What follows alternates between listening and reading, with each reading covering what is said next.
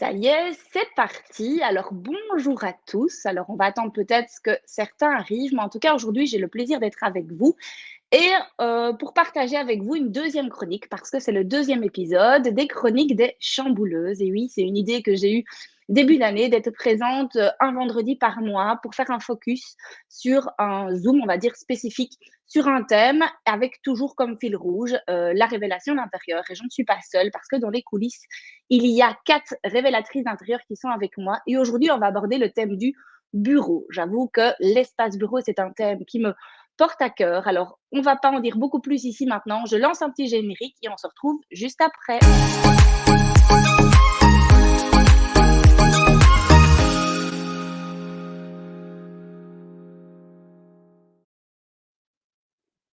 Voilà, bonjour les filles. Bonjour. Bonjour. Vous allez bien? Oui, Bonjour. Alors, je vais regarder un petit peu. Je vous avoue que on va être gentil avec nous. Je regarde un petit peu s'il y a des personnes qui sont là avec nous. Nous avons déjà 10 personnes qui nous regardent. Alors, le plus simple, n'hésitez pas aussi. En tout cas, merci à toutes les personnes qui sont déjà là. Si vous avez des questions en cours de route et en chemin, n'hésitez pas. Salut Laurence, à nous poser des questions dans le chat et j'y jeterai un œil au fur et à mesure de la chronique et de temps en temps, mais je m'arrêterai sur certaines de vos questions parce que le but, c'est que ce soit aussi interactive. Donc, mais je pense qu'avant de démarrer dans le vif du sujet, on va faire un petit tour de table, façon de parler, pour que chacune puisse l'une à leur tour se présenter. Alors, on sait très bien que le fil rouge qu'on a toutes ensemble, c'est la révélation d'intérieur, mais on n'a pas toutes que ça comme expertise à l'intérieur de nous. Vous avez toute votre expertise, votre expérience. Donc, je vous propose petit à petit, je ne sais pas si Steph, tu as envie de démarrer, sans vouloir imposer, mais qui a envie de démarrer, de faire un petit tour pour se présenter en quelques mots. Allez, eh bien, c'est parti. Allez, c'est parti. Alors, bonjour à tout le monde. Alors, voilà, je m'appelle Stéphanie Philippard.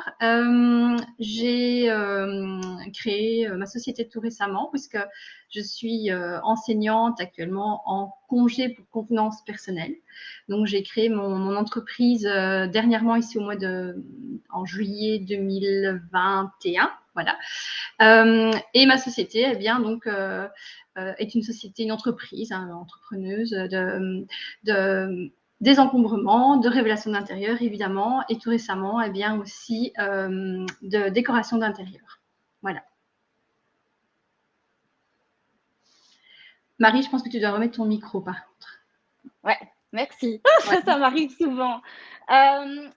Je disais que vous êtes toutes en train de prendre la parole, mais vous êtes aussi normalement toutes sur mon site internet. Donc, si on veut vous retrouver, aller plus loin et découvrir chacune votre domaine d'activité, il suffit d'aller sur mon site internet, d'en trouver une collaboratrice.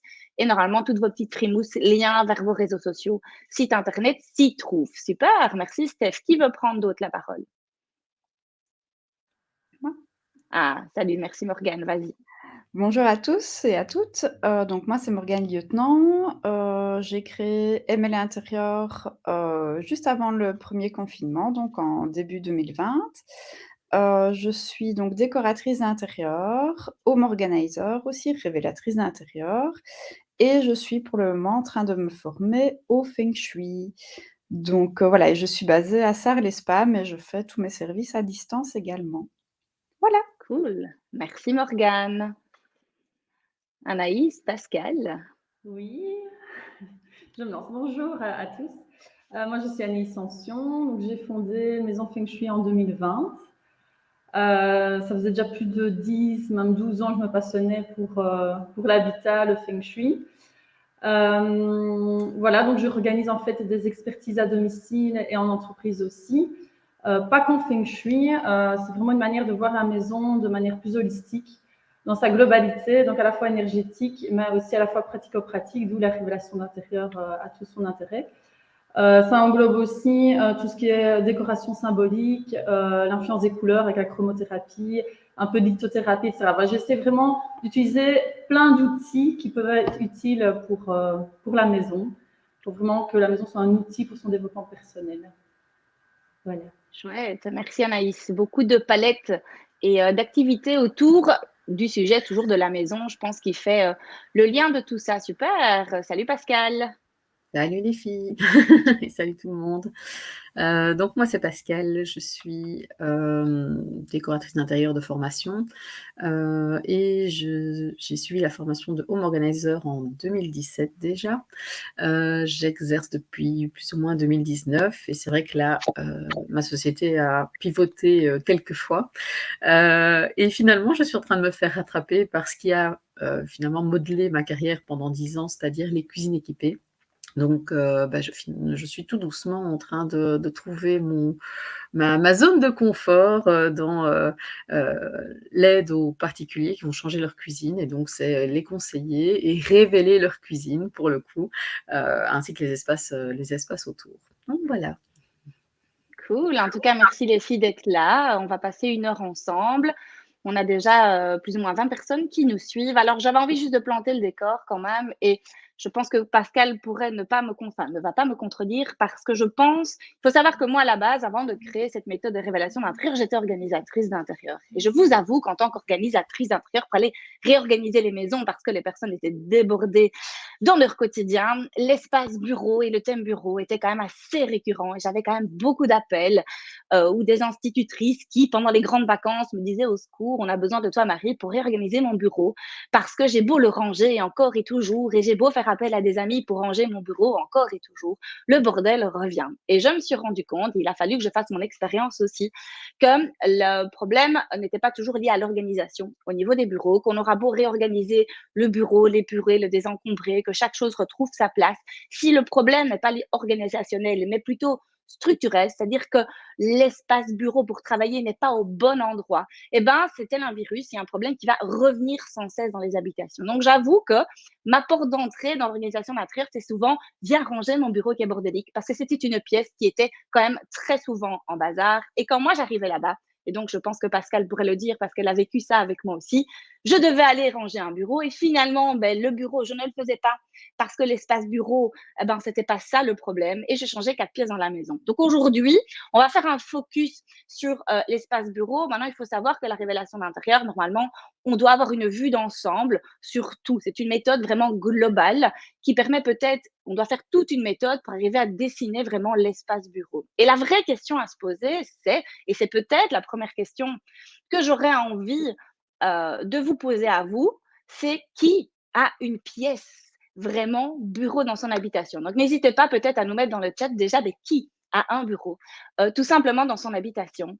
Alors, il faut se rendre compte quand même de façon assez conventionnelle de ce qu'on voit beaucoup et ce que j'ai pu voir moi, beaucoup dans les habitations, c'est d'avoir un espace bureau. Et cet espace bureau, dans les nouvelles maisons, on trouve souvent près de l'entrée, etc. Et le problème est souvent assez récurrent, c'est qu'on a beau faire un espace bureau, l'aménager comme un bureau, mettre une table de bureau, une chaise de bureau, ils mettent l'imprimante, ils mettent tous les papiers du quotidien.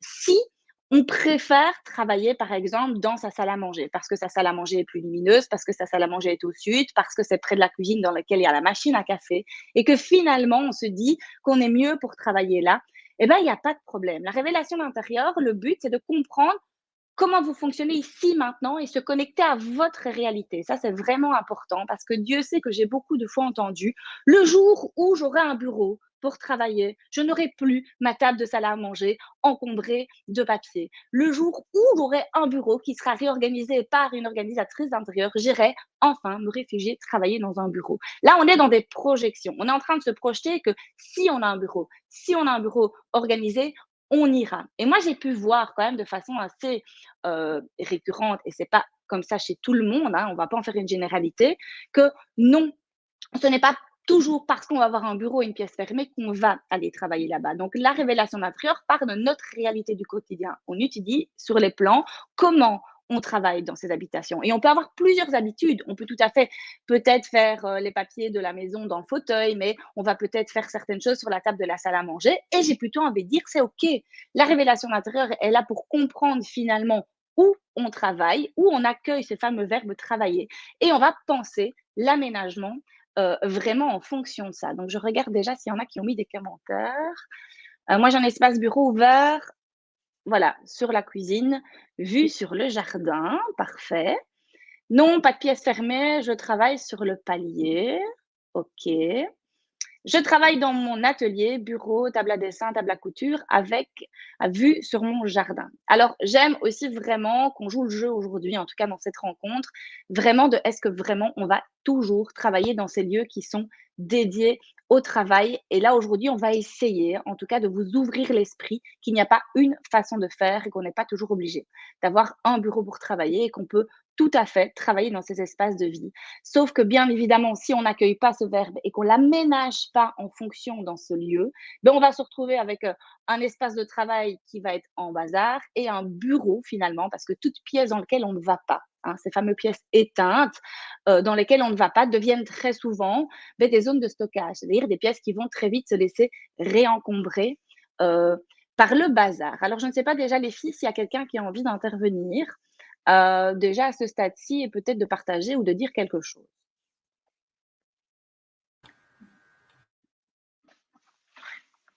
Voilà. J'adore ça.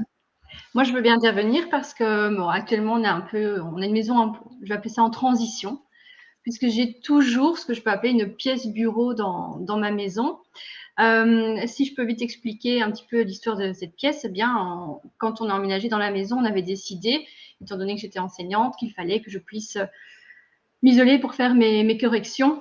Et donc, on avait aménagé cette pièce avec, on va dire, tout à disposition. Tout, c'est-à-dire un espace travail, un espace rangement, que ce soit rangement pour les livres, pour les manuels, pour le matériel scolaire, et également les papiers, parce que dans mon esprit logique de ce moment-là, les papiers allaient dans le bureau. Très vite, je pense que j'y ai travaillé 2-3 fois, et puis finalement, le soir, je travaillais dans le canapé parce que mon mari était là, et donc sinon on n'était pas ensemble, et comme lui travaillait, rentrait tard, c'était intéressant de pouvoir rester ensemble le soir, donc je travaillais dans mon canapé. Et puis finalement, de la journée, quand j'étais ici, j'avais des corrections à faire, je travaillais sur mon îlot de cuisine, parce qu'il y avait de la lumière, parce qu'il y avait la bouilloire à thé qui était à côté, parce que le feu fonctionnait. Et donc, de plus en plus, je me suis rendu compte que je n'allais pas dans mon bureau. Et après, quand j'ai eu ma fille, encore moins, parce que les jeux étaient au rez-de-chaussée. Elle ne voulait pas, évidemment, aller jouer toute seule en haut, en bas, ou en tout cas loin de moi. Et donc, par la force des choses, naturellement, j'ai travaillé également sur ma table de salle à manger. Ça a évidemment créé pas mal de problèmes, dans la mesure où ma pièce de bureau est devenue une pièce de stockage, puisque les papiers qui rentraient terminés sur l'escalier s'accumulaient, et au bout d'un moment, je les montais sur le bureau du bureau, mais sans les ranger, donc ça s'empilait. J'y mettais les livres que j'avais descendus, qu'il fallait que je remonte, j'y mettais tout le matériel qui transitait en fait entre le haut et le bas. Donc je ne vous raconte pas en plus le nombre de déplacements que je pouvais faire sur une journée, un peu style ah tiens, je vais imprimer quelque chose, donc l'imprimante était en haut, il fallait monter, rechercher les papiers, ah j'ai oublié un livre, bon je suis descendue mais je vais remonter rechercher le livre, et finalement j'arrêtais pas.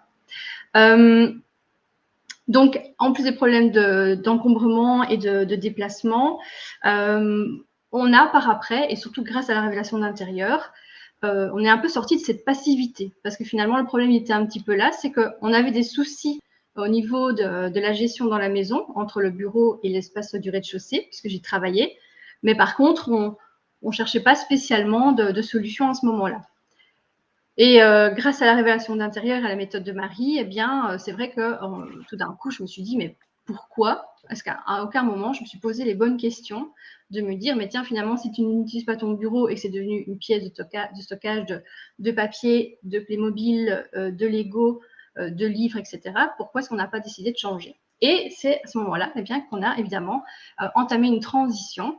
Et là, actuellement, que s'est-il passé chez nous? La salle à manger est devenue, on va dire, une pièce, je vais appeler ça une pièce d'activité, parce que à la fois, c'est une pièce où on va pouvoir travailler, mon mari et moi, en vis-à-vis, parce qu'on passe pas mal de temps quand même sur ordinateur, etc. Mais c'est aussi une pièce avec une grande table où les enfants peuvent s'installer, jouer à des jeux de société, s'installer si par exemple on a des amis qui viennent manger à la maison et qu'on n'a pas assez de table sur la salle assez de place sur la salle à manger, ils peuvent manger ici à côté plutôt que de rajouter une table en plus. Et donc, c'est vraiment une pièce qui tourne un peu tout le temps, qui est au centre de la maison et par lequel on circule énormément et qui est vraiment finalement une pièce de vie, quoi. À côté de ça aussi, on a descendu tout ce qui était papier, matériel scolaire et en fait finalement tout ce dont on avait besoin régulièrement. ben voilà, quand on a des enfants et qu'on doit changer l'effaceur parce qu'il ne fonctionne plus, qu'il faut retailler les crayons, qu'il faut refournir le plumier, eh bien, tout ça est à disposition. Et les papiers aussi, maintenant également, transitent dans la maison directement par le rez-de-chaussée et sont rangés dans les classeurs qui sont directement dans les armoires ici en bas. Et plus rien ne transite dans le bureau à l'étage qui va par la suite devenir une bibliothèque, un espace détente lecture, quoi. Donc, merci Steph. Donc, c'est quand même un bel exemple de, à un moment, on conscientise. Et c'est ça le travail que je vais peut-être vous inviter à réfléchir ici maintenant. C'est, il y a souvent un décalage entre la façon dont on aménage nos lieux de vie. Donc, la façon dont on aménage nos lieux de vie sont dictées par des règles d'aménagement conventionnel qui nous dit qu'il faut un bureau pour travailler. Donc, on va avoir une pièce bureau dans laquelle on va l'aménager comme un bureau, mettre ordinateur, imprimante, etc., etc. Et puis, il y a notre réalité du quotidien. Il y a ce qu'on vit dans notre quotidien, c'est-à-dire est-ce que vraiment on va travailler dans ce lieu de vie. Et il faut vraiment jouer le jeu parce que des fois, le cerveau est tellement conditionné par j'ai un bureau. Donc, la première question que je pose, c'est est-ce que tu travailles dans ton bureau? On va peut-être des fois me répondre oui. Et donc, dans un deuxième temps, je veux la vraie réalité de ton quotidien. Est-ce que vraiment, honnêtement, tous les jours, tu montes ou tu vas dans ce fameux bureau pour travailler? Est-ce qu'il n'y a pas d'autres endroits où on accueille ce verbe travailler? Et ça, c'est la première étape, c'est de se dire, OK, j'ai une pièce qui a une fonction bureau, sauf qu'on y fait tout, sauf travailler. C'est devenu, dans un certain cas et pas pour tout le monde, une zone de stockage. Donc, elle est où ce verbe travailler? Où est-ce qu'on travaille? Et quand on conscientise où on travaille, ben, le but de la révélation d'intérieur, c'est de se dire, alors, on joue le jeu. Si naturellement on travaille là, on va aménager. Et je vais pouvoir vous montrer durant la chronique, j'ai prévu quelques petits visuels pour vous montrer qu'il n'y a pas une seule façon d'aménager les choses, il y en a plein. Parce qu'il y en a des fois qui vont me dire, oui, mais moi, il faut quand même savoir, et c'est pour ça que ce thème est assez intéressant aujourd'hui aussi, avec ce fameux télétravail qui maintenant, des fois, fait partie des normes et qui est un peu préinstallé dans nos habitations. Aujourd'hui, c'est-à-dire, de temps en temps, j'ai des réunions. Donc, de temps en temps, j'ai besoin d'avoir du calme. Donc, qui dit calme dit, je vais avoir besoin d'une pièce dans laquelle je vais travailler. Mais s'il y aura 2 réunions par mois, ou j'en sais rien, même 3, ça veut dire 3 jours sur 30 où tu vas devoir utiliser cette pièce. Et ça, moi, je trouve qu'il y a un décalage entre le nombre de jours que tu vas utiliser cet endroit et finalement les mètres carrés qui sont bloqués tous les autres jours pour ces fameux 3 jours où tu dois, entre guillemets, avoir le calme et la paix. Et d'ailleurs, très souvent, on est encombré de bazar parce que cette pièce ne vit pas. Et donc, il existe 1001 façons de penser les choses. C'est pas parce que 3 jours par mois, on doit, et ça, je peux peut-être déjà vous le montrer tant que je le parle parce que ça va être peut-être plus visible, que je retrouve un petit peu mes... C'est où que j'ai mis ça, moi? Ah oui, partager. Il faut que je m'y retrouve, hein, les filles. Je suis désolée, je ne suis pas toujours une pro. Voilà, vous voyez toutes bien ce que je vous montre. Voilà. Petit exemple, petite bombe que je peux mettre aussi, parce qu'il y en a qui vont dire non, j'ai besoin d'un espace bureau parce que je fais des formations en ligne, parce que j'ai des réunions. Si, comptez le nombre de fois que vous avez des réunions où vous devez être au calme sur un mois, par exemple, et dites-vous, est-ce que proportionnellement, ça vaut la peine de garder une pièce, figer une pièce dans un espace de vie pour ces 3 fois par mois où pendant 1 heure, j'ai besoin d'être isolée. Donc, on peut tout à fait accueillir un bureau en dehors de ce bureau-là, récupérer peut-être ce fameux bureau qui ne sert plus à autre chose, hein, essayer de comprendre nos besoins et peut-être de trouver une solution d'appoint. OK, 3 fois par mois, j'ai besoin juste d'avoir du calme. Comme moi, j'ai fait ici. Voilà, moi ici, j'avoue, les aléas de la vie fait que oui, j'ai un bureau chez moi, oui, j'ai un espace, mais mon homme, il travaille, ma fille est malade, je n'ai pas de connexion, parce que ça aussi, ça peut être un problème pour le moment. J'ai un problème, je me retrouve dans mon hall d'entrée. Et donc, de se dire, voilà ici, un exemple type de, je peux tout à fait mettre une petite table d'appoint, hein, j'adore cet exemple-ci où on le referme, ça peut être tout à fait dans une chambre parentale, où on le met et les 3 fois où on doit être au calme, on va aller dans cet espace-là. Mais pas figer un espace pour ces 3 fois par mois, on aurait besoin d'un espace avec une porte qui est fermée. Et les autres fois, accueillir, si on travaille sur sa table de sa salle à manger, de jouer le rôle et de peut-être tout simplement aménager sa salle à manger. Ça, c'est un autre exemple si on doit avoir de temps en temps des téléconférences ou des formations en ligne et qu'on a besoin d'un espace, de potentialiser peut-être, il faudra voir avec Anaïs aussi, hein, qui va rebondir sur le côté feng shui, hein, derrière tout ça, mais d'avoir un espace peut-être dans sa chambre pour travailler.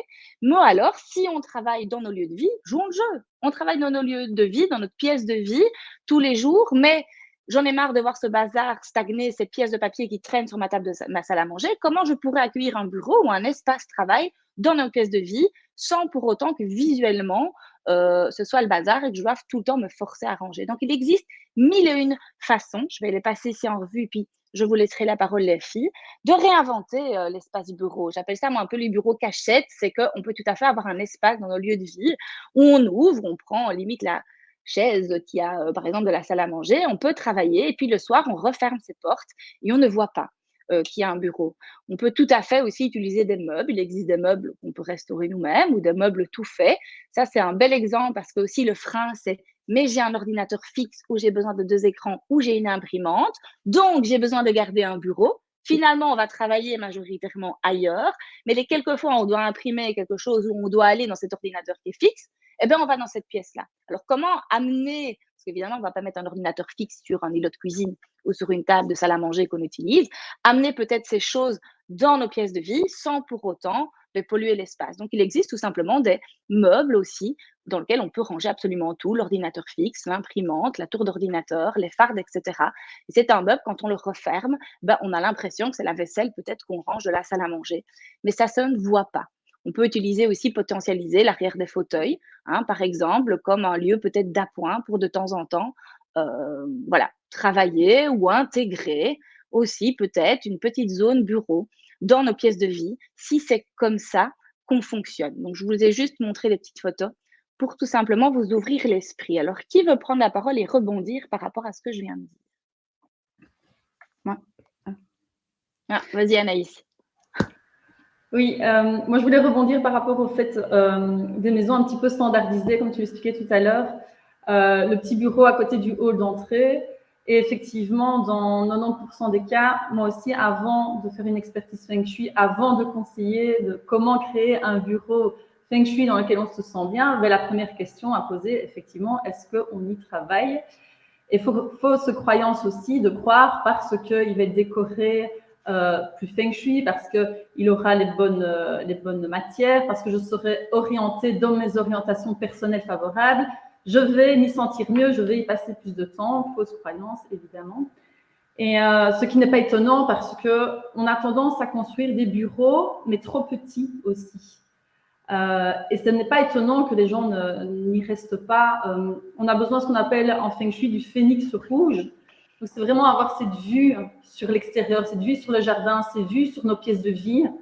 C'est vraiment ce qui nous donne notre créativité, ce qui nous donne une vue sur les objectifs à atteindre, la motivation, etc.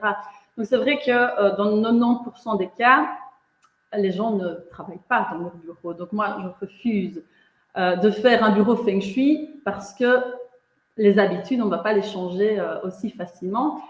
Et la révélation d'intérieur m'a aidée dans ce sens. C'est vraiment la première étape. Je tiens compte des habitudes de chaque occupant. Et selon ces informations-là, je fais le Feng Shui par la suite.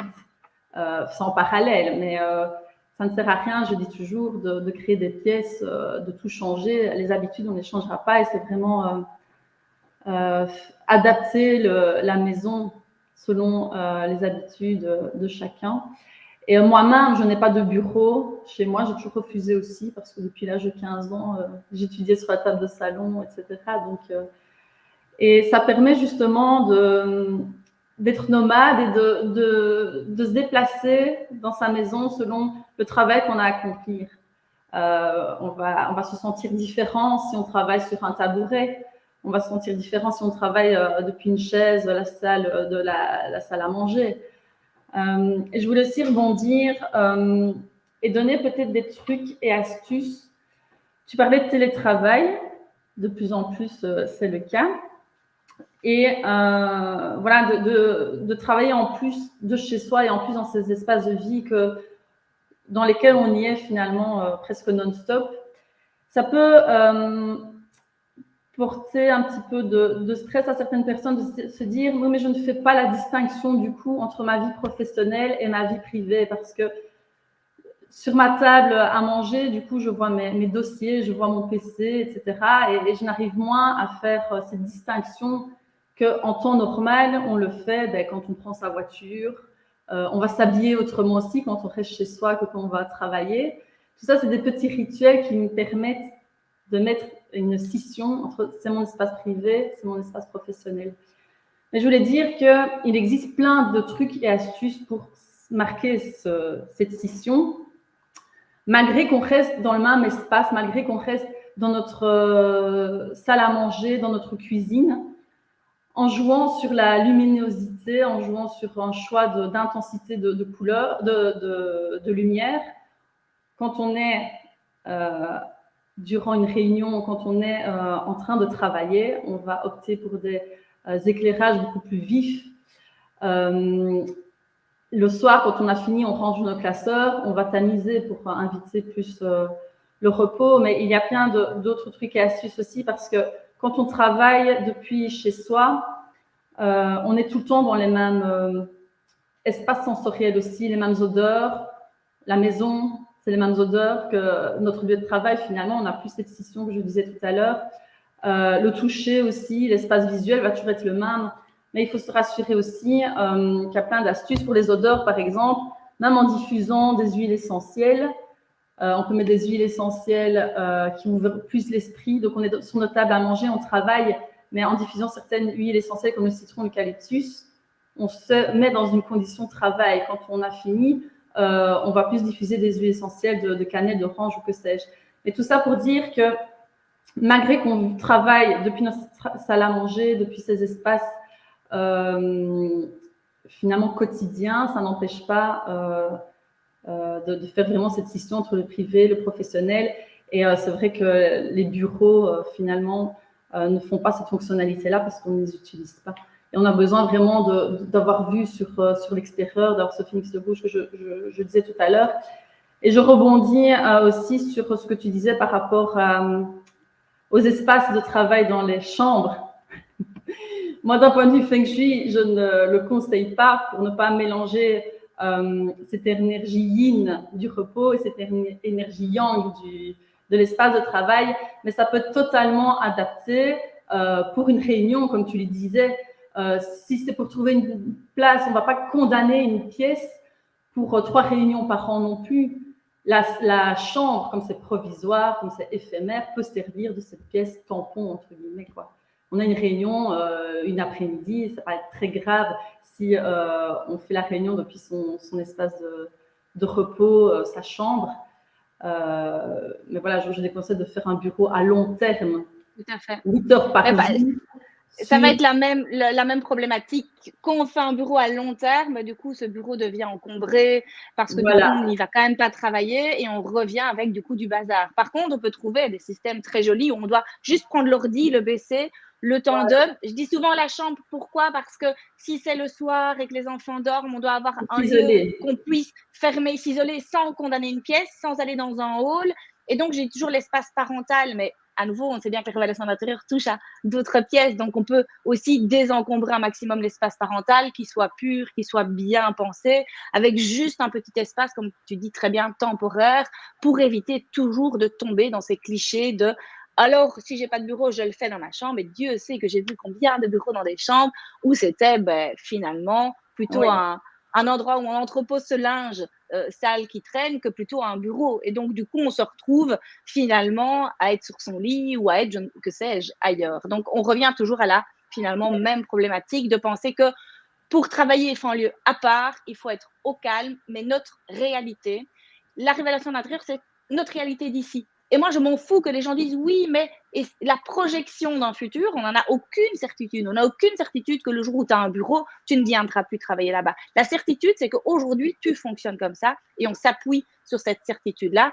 Mais notre rôle à nous, c'est d'ouvrir le champ des possibles et de montrer qu'il existe d'autres possibilités que de travailler sur cette table de salle à manger. Parce que peut-être qu'entre-temps aussi, on a viré cette table de salle à manger avec la révélation d'intérieur où on peut se réapproprier cet espace encore autrement. D'où vraiment, là, on fait un focus bureau, mais la magie du travail, c'est de se dire, on peut virer un bureau, on ne dit pas, ah, tu vires ton bureau.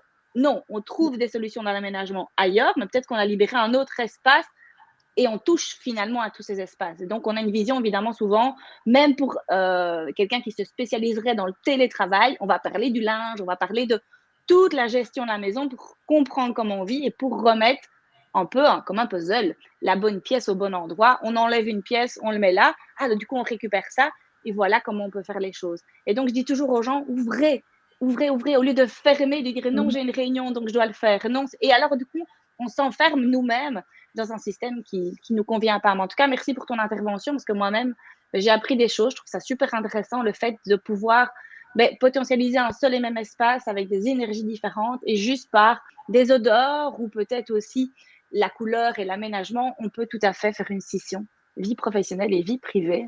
Merci Anaïs. Je ne sais pas si tu avais quelque chose d'autre à rajouter à ce stade-ci. Non, après, il y a plein de trucs et astuces, mais je vais Ah laisser ben oui. la parole aux autres révélatrices d'intérieur. Mais c'est vrai que la révélation, je trouve, d'intérieur permet vraiment de dézoomer. Et c'est la maison qui va s'adapter aux habitudes des gens, des occupants, parce que je ne crois pas, on peut changer des habitudes, mais c'est beaucoup plus difficile. Et je pense que c'est ça l'exercice à faire, c'est d'adapter ce qu'il y a par rapport aux occupants et non l'inverse. On a tendance à se forcer, vouloir s'adapter aux espaces, mais ça ne marche pas. Donc voilà.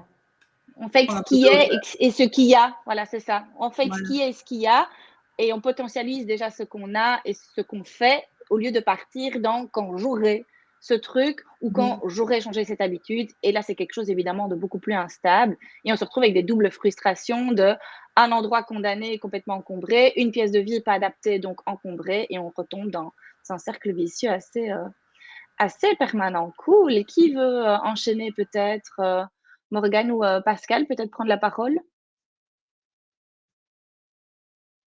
Comme vous voulez, les filles. C'est possible pour moi. Allez, vas-y, Morgane. Ben oui, moi je voulais rebondir aussi, par rapport, à l'espace bureau, donc chez nous, mon mari est en télétravail, la plupart du temps pour le moment. Moi, je travaille exclusivement de la maison. On n'a plus de bureau puisque notre bureau officiel est devenu la buanderie. Donc, je travaille depuis mon canapé en partie. Ici, je suis dans mon lit parce que j'avais froid. Heu, donc, j'ai un bureau quand même dans mon espace living parce que j'ai besoin d'un ordinateur fixe pour pouvoir dessiner des projets et cetera. Donc, j'avais quand même besoin d'un espace bureau. Par contre, mon mari ne s'y installe jamais. Lui, il est toujours sur la table de la cuisine, parce que c'est très lumineux et que c'est la pièce la plus agréable et parce qu'on n'a plus non plus de salle à manger. Donc on n'a plus qu'une seule table pour s'installer et du coup, quand, les 3 enfants sont dans la maison et qu'il est à réunion, bah, on a une table d'appoint, en fait, dans notre chambre, qu'on peut, glisser entre, les armoires et le lit et donc voilà, il ouvre sa table d'appoint et c'est vrai qu'il s'installe ici, il est bien au calme et dès qu'il a fini sa réunion, bah, c'est vrai qu'on peut tout refermer, tout cacher et notre chambre redevient une vraie chambre, quoi donc voilà, c'est vrai que chez mes clients, j'ai eu ici dernièrement des clients qui voulaient habiller un mur, avec un bureau et en fait, en discutant avec eux, il s'avère que, bah, c'était un bureau normalement pour, les enfants, pour qu'ils puissent voir ce que les enfants faisaient. Donc le bureau était face au mur, donc ça, déjà, c'est un peu bloquant par rapport à la créativité et au feng shui, donc ça, je leur avais expliqué et il s'avère également que les enfants ont 15 ans maintenant et 16 ans et qu'en fait, ils travaillent dans leur chambre, donc l'espace bureau n'a plus aucun intérêt et au niveau déco, bah, voilà, c'était plus intéressant de libérer l'espace au sol et plutôt d'habiller, les murs de manière agréable que de venir y placer un petit bureau, même très joli, mais qui va juste servir d'endroit où on va déposer des choses, sur le passage, quoi, donc là, c'est vrai que la révélation d'intérieur m'aide beaucoup à expliquer aux clients qu'en fait, c'est peut-être pas ça la solution, parce que c'est pas adapté à leur mode de vie. C'était adapté peut-être à leur mode de vie d'il y a 3-4 ans quand les enfants étaient jeunes et qu'ils commençaient à utiliser un ordinateur, mais plus maintenant. Donc voilà, il y a des choses, on doit s'adapter et c'est à nous à ouvrir les yeux, aux clients parce que, bah, quand on est droit dans le guidon, enfin quand on est dans nos habitudes, on y va, on se dit: «Ah bah ouais, j'ai une super idée pour, cette pièce-là, je vais faire comme ça, j'ai la même idée depuis 4-5 ans», mais en fait, la vie de famille a évolué, la famille a aussi évolué et donc c'est plus vraiment adapté. Donc c'est comme ça qu'on fonctionne aussi, en décoration d'intérieur. En tout cas, ça c'est important de le faire. Cool, merci. On a un témoignage ici très intéressant de Céline qui nous dit: «Je travaille dans ma cuisine car pas de pièce dédiée au travail.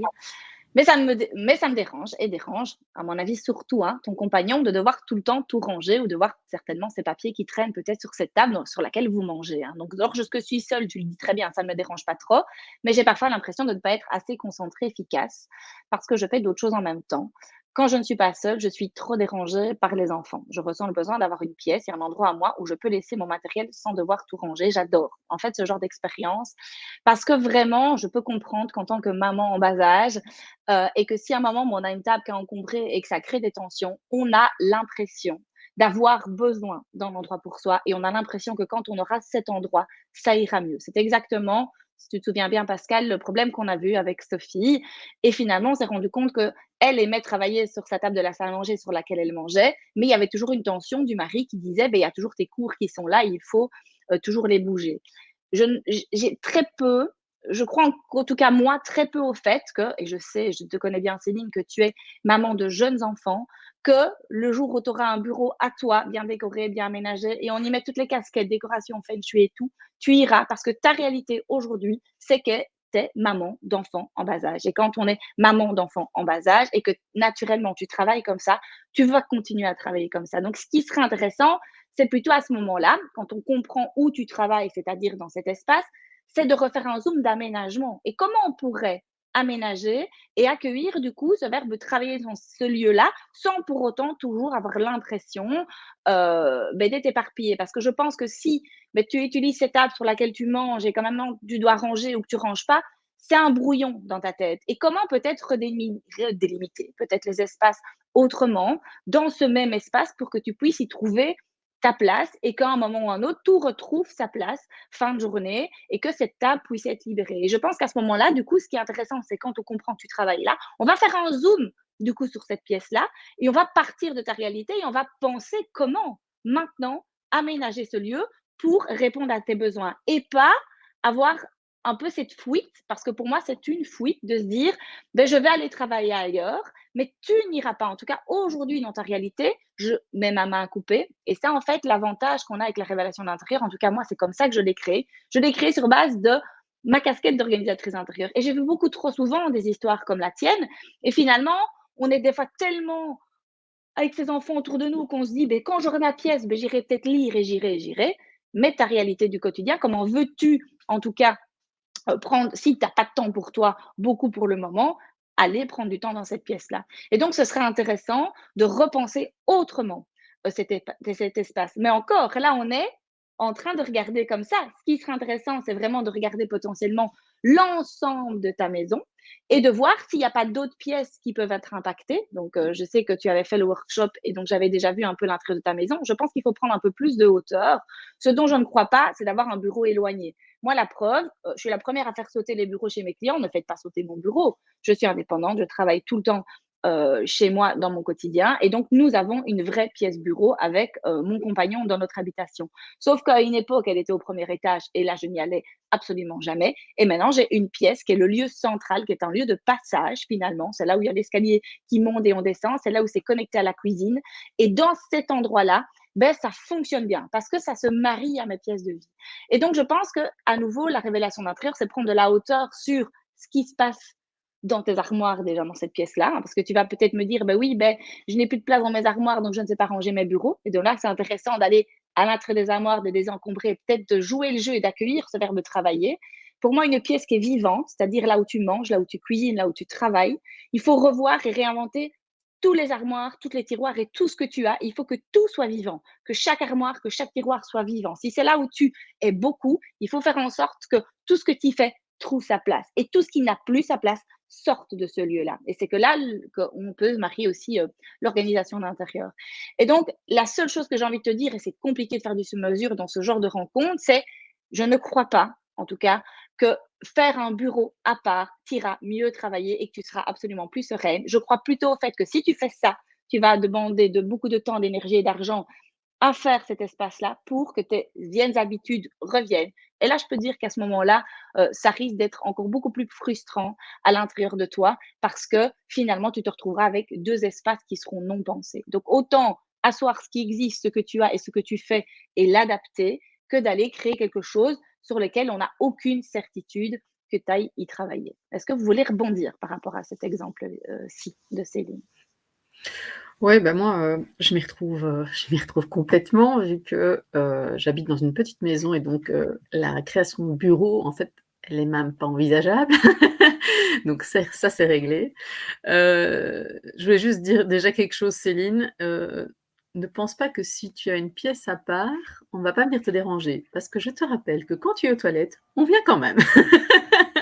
Heu, donc essayer de s'écarter à ce niveau-là, ça va pas. Et quand on n'a pas forcément d'autres possibilités ou en tout cas qu'il faut essayer aussi de trouver des solutions immédiates, bah, ici, moi, on est 2 indépendants. Moi, je travaille quasiment tout le temps de la maison et mon compagnon, quand il est là, il est en conférence call tous les jours, et sinon il part à l'étranger. Donc, outre travailler sur l'espace, j'ai dû aussi travailler sur ma manière de travailler, et sur comment on pouvait, finalement avoir 2 espaces un peu différents, pour travailler efficacement. Et donc il y a plusieurs éléments, qui sont, rentrés en ligne de compte. La première chose, c'est, par rapport à mon temps de travail. En fait, je passe du coup de vie de famille à, maman solo et ça, 4 à 5 mois par an en tout. Donc quand on globalise tous les voyages. Et donc au début, à chaque fois qu'il partait, j'étais complètement, perdue et donc effectivement, j'ai plus de temps pour travailler et «Ah, il faut que j'aille le conduire, il faut déjà que j'aille le rechercher, il faut en plus que j'aille là-bas, nin». Et donc l'idée, ça a été de prendre le contre-pied et de me faire mon horaire parfait de travail, même quand il est pas là, dans la pire des situations. Et donc à partir de ce moment-là, je me suis dit: «Beh, OK, donc quand il n'est pas là, dans tous les cas, le temps d'aller le conduire, de revenir, de déjeuner, je peux commencer à travailler qu'à 10 heures. Et au plus tard, je peux, aller le chercher à 17 heures parce qu'il se paie bien à la garderie, il y a tous ses copains donc j'ai pas de scrupule à le laisser, un peu plus tard. Et donc je me suis dit: «OK, ça c'est possible, le mercredi non, c'est des autres horaires». Et finalement, quand mon compagnon est là, c'est du plus parce que quand il est là alors, beh, je peux commencer à travailler à 9 heures. C'est pas forcément moi qui vais le chercher, à la garderie ou à l'école ou, voilà. Et donc ça, c'est déjà un switch à faire dans sa tête de se dire: «Quel est le moyen de me créer un temps de travail, au top, même avec les pires contraintes?» Alors après, il y a eu la problématique d'avoir les enfants tout le temps à la maison quand il y a eu les quarantaines, des choses comme ça. Bon, a priori, on en sort tout doucement, mais bon, dans le cas où, en fait, bah, on fait des switches avec mon homme, c'est-à-dire, beh, moi, je suis beaucoup plus efficace le matin et donc ça fait le lien aussi avec le deuxième point. Donc mon chronotype, c'est l'ours et donc je suis, très efficace, on va dire, de plus ou moins 9-10 heures jusqu'à 14 heures. Là, c'est mes plus grosses périodes de production. Après, finalement, l'après-midi, je suis déjà plus cool. Tandis que mon homme, lui, est, beaucoup plus efficace en soirée. Et donc dans ce cas-là, quand, mon fils était à la maison, beh, mon homme s'occupait du petit et en tout cas était beaucoup plus disponible et flexible le matin et puis l'après-midi, on inversait les rôles et c'est moi qui faisais des tâches dans lesquelles je pouvais être dérangée parce que moins de concentration, mentale et il prenait le relais dans ce cas-là. Donc ça, c'est pour la plutôt vraiment, je veux dire, pour la gestion du temps. Et alors aussi, il y a aussi toujours le poste, tâches ménagères quand on est, maman. Ça, on n'y coupe pas. Et c'est vrai que, au tout début, j'avais entendu beaucoup de coachs qui disaient, «On se réveille, on travaille, on ne regarde pas, au ménage qu'il y a à faire et on y va». Heu, alors je voulais bien appliquer, sauf qu'intrinsèquement, moi, commencer à travailler si, la maison est au bordel, ça ne me va pas.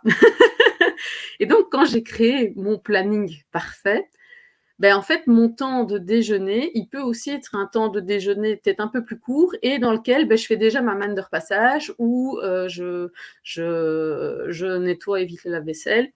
En tout cas, je l'ai intégré. Mais dans tous les cas, à 10 heures, je suis assise derrière mon ordinateur. Et donc c'est se mettre des barrières et finalement s'engager soi-même vers son travail, de se dire: «OK, c'est cool, de toute façon, je suis pas forcément hyper productive à ce moment-là, j'entame alors ma période ménage, ma casquette vraiment maman gestionnaire d'espace, gestionnaire de maison. Et puis à 10 heures, hop, je coupe et je travaille. Et voilà, moi, c'est parce que je travaille à ce rythme-là. Il y a des mamans, par contre, qui vont se dire, bah alors moi, je me lève encore plus tôt pour travailler effectivement en bloc en début de journée, puis seulement aller conduire les enfants, parce que ce sont des lève-tôt, et donc on dit que c'est des lions. Donc ils se lèvent vers 5 heures, 6 heures du matin, grand max. Et puis, finalement, elles auront fait leurs 3 heures, 2-3 heures productives du matin. Elles auront été conduire les enfants, peut-être encore 1 heure ou 2 en matinée, puis le reste de l'après-midi est de nouveau plus cool et plus relax.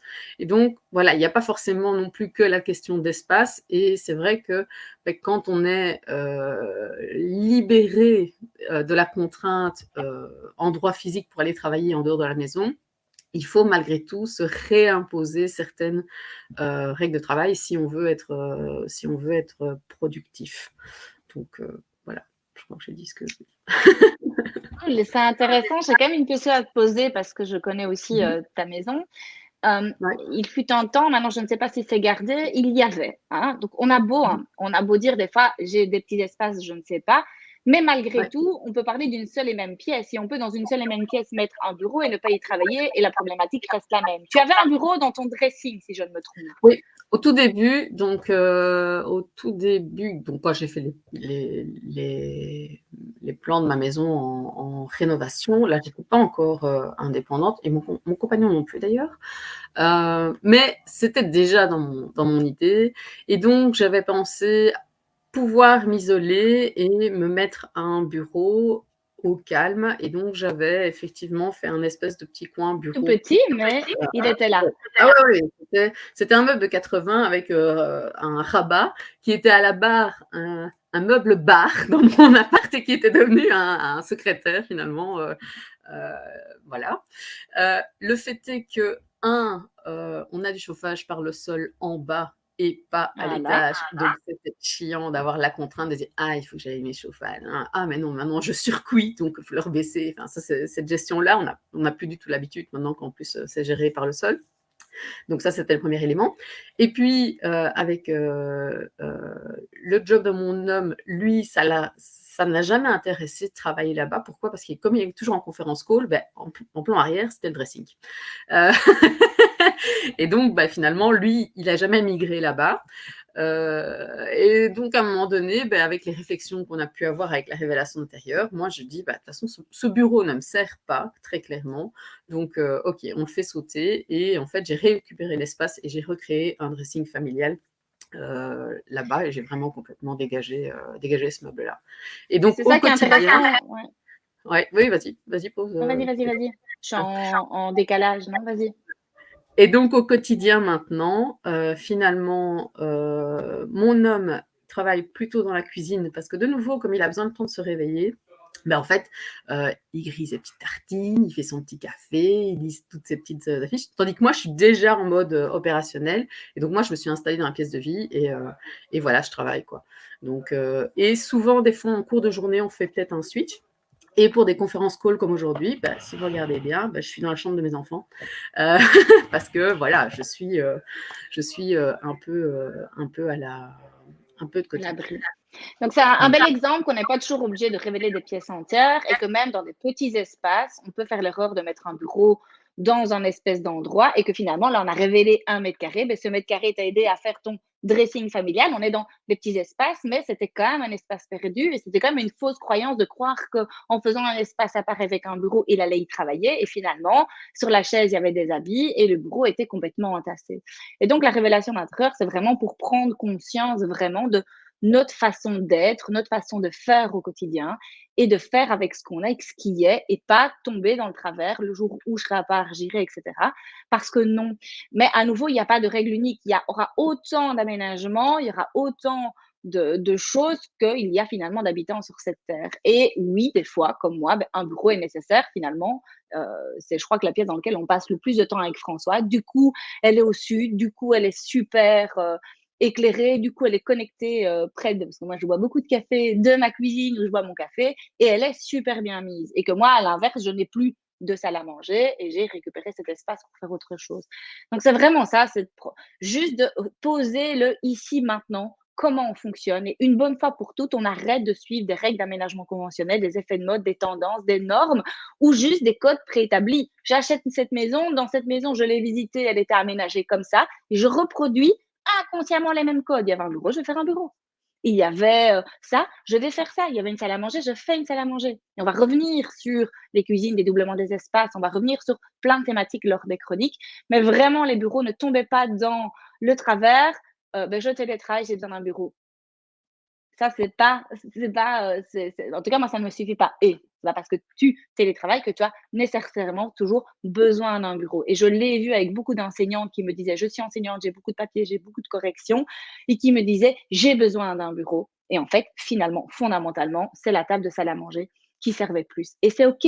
À ce moment-là, on réinvente. Autre petite idée, la table de la salle à manger, elle sert à beaucoup de choses et peut-être pas à dîner tous les jours, on l'utilise comme un bureau. Mais le fameux buffet qui accueille les assiettes de la grand-mère qu'on a gardées, le buffet, les petites verrines et les bougies quand on dresse une table, on fait table rase de tout ce buffet avec des choses finalement qui sont endormies à l'intérieur du buffet et on installe toutes ces affaires de travail ou cette imprimante si c'est là qu'on travaille. Ce qu'il faut, c'est que chaque chose puisse retrouver sa place et que le soir, on puisse se dire, ce lieu de travail peut, d'une certaine façon, un peu disparaître et que la nouvelle fonction revienne. Et là, ça passe par une réorganisation et un aménagement, peut-être des fois un peu plus innovant, à l'intérieur de chaque espace. Il est quelle heure? Il est 51. On nous suit toujours. On a une petite trentaine de personnes qui sont là. Est-ce qu'il y en a qui veulent encore rebondir et dire quelque chose? Je regarde s'il y a d'autres questions. Mon espace bureau est dans la même optique, lieu de passage, lien avec la cuisine, jardin. J'adore sa vie. Ouais. Et de façon réelle, on dirait, mais non, vas-y. Non, je voulais bien rebondir sur le fait, comme Pascal disait, son mari n'utilisait pas le bureau du dressing parce que téléconférence, on voit ce qui se passe à l'arrière. Mais malgré le fait qu'on soit dans une pièce de vie ouverte, commune, on n'a peut-être pas envie que les collègues voient ce qui se passe derrière nous aussi, qui voient notre cuisine, qui voient les photos des enfants accrochés au mur, etc. Mais l'un n'empêche pas l'autre. Encore une fois, avec la révélation d'intérieur, on pense aussi modulable. Et voilà, on peut aussi agencer le mobilier pour que durant l'heure de call conférence, on se mette de manière à que ceux qui sont de l'autre côté de l'ordinateur ne voient pas ce qui se passe derrière nous, ou alors avec un paravent ou que sais-je. Mais voilà, ça n'empêche pas. Et je pense aussi que si une des craintes est que, oui, à cause de ce fait, je vais avoir beaucoup de classeurs sur ma table à manger, je vais pas, voilà, ça m'agace de le ranger. La révélation d'intérieur va aider aussi dans ce sens de créer des rangements à proximité, comme tu disais avec le buffet, revoir un petit peu la fonctionnalité de chaque armoire qui sont à proximité de la table à manger. Et effectivement, si on travaille sur sa table à manger et qu'on doit aller ranger ses classeurs dans le bureau qui est dans le hall d'entrée, il faut monter les escaliers, etc., on ne prendra pas le temps de ranger ses classeurs. Et la table de la salle à manger ou de la cuisine, le îlot central ou quoi, restera encombré. Oui, c'est embêtant.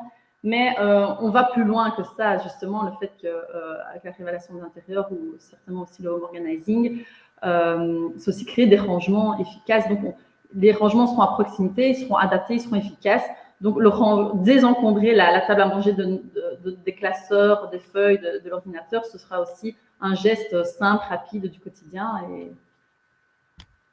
voilà, l'espace bureau en perd totalement son utilité, quoi.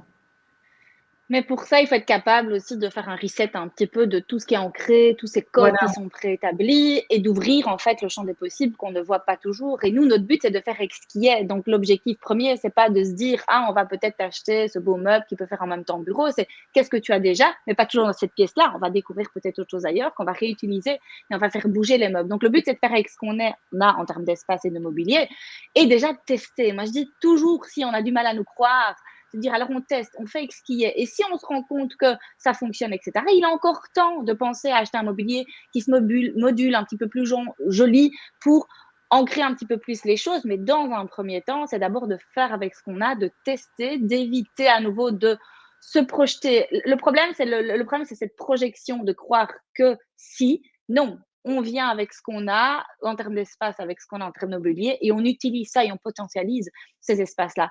Mais le fait de toucher un espace, toucher un meuble fait toucher un autre meuble, ou toucher un espace fait toucher un autre espace. D'où c'est vraiment une méthode globale. Il y a vraiment des personnes qui se spécialisent avec la révélation d'intérieur dans le télétravail et trouver le bon espace, mais ils feront toute la méthode de A à Z. Et dans la méthode, on parle de plein d'autres choses et on ne parle pas que du verbe travailler, mais on a besoin d'avoir une vue à 360 degrés pour réinventer chaque espace de l'habitation, tel un puzzle, que chaque chose trouve sa place, et enfin, une bonne fois pour toutes, que chaque espace vive. Et arrêtons d'adapter notre maison sur ces jours exceptionnels. Je garde une salle à manger parce que je reçois 10 fois l'année. Je garde un bureau parce que je reçois peut-être, je ne sais pas moi, 10 fois l'année quelqu'un dans un espace bureau. Non, on fait en sorte d'adapter nos espaces de vie en fonction de notre réalité du quotidien, ces fameux 350 jours à l'année, on est dans métro, boulot, dodo, on a nos enfants bas âge, on a tout ça, et on va trouver des solutions qui se modulent pour les 4 fois l'année exceptionnelle, 10 fois l'année exceptionnelle, où je vais faire quelque chose comme ça, pour enfin avoir une maison qui vit, arrêter de figer et de perdre des espaces, parce que c'est comme ça qu'on se retrouve avec des bureaux encombrés, et on va finalement peut-être agrandir autre chose parce qu'il nous manque autre chose, au lieu de prendre de la hauteur. Et finalement, de se dire qu'on a assez d'espace dans nos habitations, mais on ne le voit toujours pas. Et la révélation d'intérieur est juste vraiment pour éveiller et prendre conscience de notre mode de vie, de remettre chaque espace au bon endroit. Et quand chaque espace est au bon endroit, on fait un zoom par espace, on l'aménage avec des solutions un peu plus innovantes qu'on ne connaît pas. Et après là, on peut faire du feng shui, on peut faire de la décoration. Et on peut du coup, à ce moment-là, vraiment faire tout ce qui tourne autour parce qu'on sait que cet espace sera utile et utilisé. Et, euh, et voilà, le temps passe vite, les filles, c'est un truc de fou, hein. Il est déjà 12h56. Est-ce que vous avez tout un petit mot de la fin à donner, Steph? Oui, moi, je voudrais juste rebondir sur ce dont tu as parlé. Tu as parlé de tests, et ça, je trouve que c'est important de le signaler aussi. Quand on est un peu dans justement cette optique de désencombrement et de révélation d'intérieur, on réfléchit vraiment au bon emplacement pour ne pas figer soit les objets ou les pièces. Et parfois, on peut peut-être au début ressentir un peu de frustration, parce que je suis passée par là, de se dire, ah tiens, j'ai bougé les choses, mais finalement, ça ne correspond pas encore exactement. Et il faut vraiment passer parfois par un premier test, se dire, ah ben tiens, ça ne correspond pas encore, mais je ne me décourage pas, surtout, et je vais trouver la solution, parce que le processus n'est pas toujours un processus qui se fait du jour au lendemain. Et c'est vraiment important de se dire, OK, bon, ben, c'est peut-être pas encore l'idéal, c'est déjà mieux, mais avec le temps, une fois que j'aurai testé cette méthode, je suis sûre que je vais retrouver davantage un emplacement qui pourrait convenir, ou une meilleure façon de procéder, quoi. Ça aussi. Tout à fait. C'est comme ça que j'ai toujours eu mon homme. Je te demande rien, on fait, on teste, je fais avec ce qu'on a, on voit si ça fonctionne. J'ai jamais dû faire marche arrière, hein. Comme le dressing familial, j'ai fait avec ce que j'avais. Et après, dans un second temps, on a vu que ça fonctionnait. Il était OK. Il dit waouh, ça a changé notre vie. Alors maintenant, on va faire des meubles un peu plus adaptés et on va investir dans autre chose parce qu'aujourd'hui, on en est convaincu. Mais je n'ai jamais investi dans quelque chose tant que je n'avais pas au moins testé et essayé la façon de faire. Mais finalement, si on colle notre aménagement sur notre réalité, ça ne peut que fonctionner parce qu'on part de notre réalité, on part pas de si tu fais ça, peut-être que ça ira mieux. Non, c'est pas si tu fais ça, peut-être que ça ira mieux, c'est tu fais comme ça, on adapte à comment tu fais. Et là, du coup, en règle générale, ça fonctionne. Il n'y a pas de fausses notes, mais on peut toujours aller beaucoup plus loin, affiner en tout cas l'aménagement au fur et à mesure du temps, ça c'est certain. Et plus on module nos maisons, moins on fige des espaces, moins on fait du sur-mesure, moins on ancre des choses dans les maisons, plus les maisons peuvent se moduler. Et pour moi, les maisons de demain, c'est ça. C'est qu'on puisse, au fur et à mesure de l'évolution à l'intérieur de la famille, nos enfants sont petits, puis ils sont plus grands, puis ils grandissent, de pouvoir moduler les espaces, moduler l'aménagement. Et moi, en règle générale, quand je veux faire un changement, je touche des fois à 2-3 pièces en une après-midi. Les choses sont bougées, échangées. Donc, ma maison évolue toujours sans cesse. Et c'est ça qu'il faut comprendre. On ne fiche pas un endroit. On trouve des solutions qui se modulent et qui peuvent se moduler dans le temps. Quand ça ne va plus, ben voilà ce que tu peux faire. Voilà. Et donc, moins on fige les espaces, vraiment, quand je peux voir des espaces avec des trucs sur mesure ancrés et tout, moins on fait ça, plus on se laisse libre, en tout cas, à faire évoluer nos maisons en fonction de notre vie et nos besoins. Et moins on se retrouve, ah mince, ma maison correspondait à quand j'étais plus jeune avec mes enfants, maintenant elle ne me correspond plus. La révélation de l'intérieur, essaye de voir le ici maintenant et de projeter les espaces dans le moyen et dans le long terme pour que cette maison vive en fonction de notre réalité et nos évolutions du quotidien. Donc voilà, qui veut encore donner un petit mot?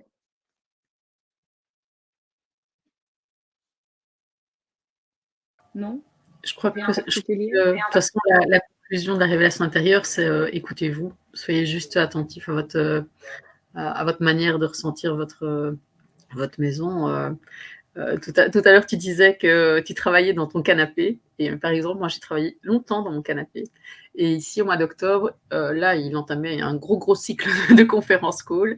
Le problème, c'est que quand il est dans la cuisine et qu'il est en conférence call, si je dois aller aux toilettes, il faut que je passe derrière lui. Donc, j'ai dit, hop, on va pas passer les prochaines semaines à te demander si je peux aller faire pipi. Et donc, en fait, je lui ai dit, écoute, on va faire un switch entre le canapé et la table. Et comme ça, quand tu as les conférences call, tu te mets sur la table, mais avec mur derrière. Comme tu disais, lui, il retirait toutes les photos derrière et les cadres. Voilà, il n'aime pas ma déco, hein, donc il faisait bien un mur très, très propre derrière lui. Tu peux mettre le flouté, hein. C'est l'avantage de maintenant, tu peux flouter. Au moment où tu veux le faire, à jamais ça marche, donc voilà.